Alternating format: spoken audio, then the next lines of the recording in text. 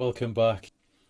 In the last video I looked at using a 3D printer for creating a printed circuit board. I used Solvespace for creating two separate files, one for the base of the PCB and one for the conductive wires that were placed on top of the PCB. If you haven't seen that video, then you should head back and check out part 1. I also tested out the conductivity of the 3D printed wires and I found the resistance of those wires to be quite high. The purpose of today's video is to show how I stuck the components onto the PCB, so if you're interested in watching some of those results, then hang out and watch the rest of the video.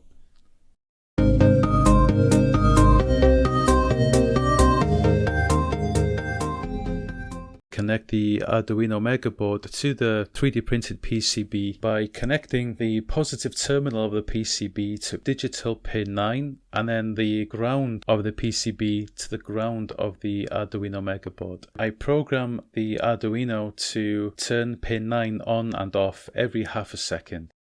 Here I just directly attach the components to the holes of the conductive PLA and they seem to fit quite nicely.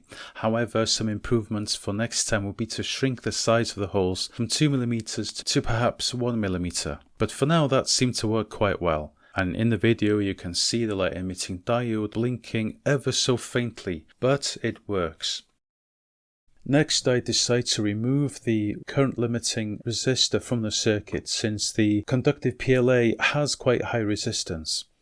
And doing so increases the brightness of the LED.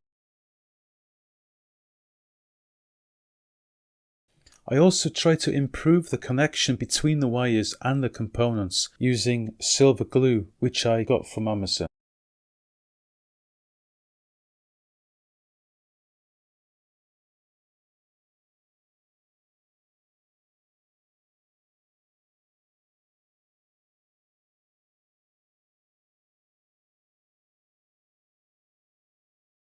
Once the glue was applied, the LED actually went out because it's important to leave the glue dry.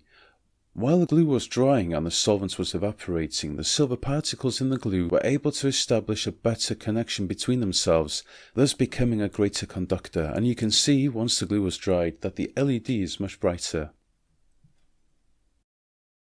There is another way of creating 3D printed PCBs without having to 3D print wires directly, creating troughs. Here's an example by Mikey77 who was able to do just that.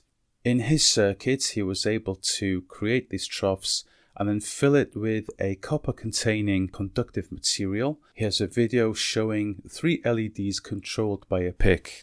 So to summarize, it works. You can create your own 3D printed PCBs. I think that's pretty cool. But the only problem is the conductive PLA has some high resistance, so you may need to change your circuits like I did. I had to take out that current limiting resistor.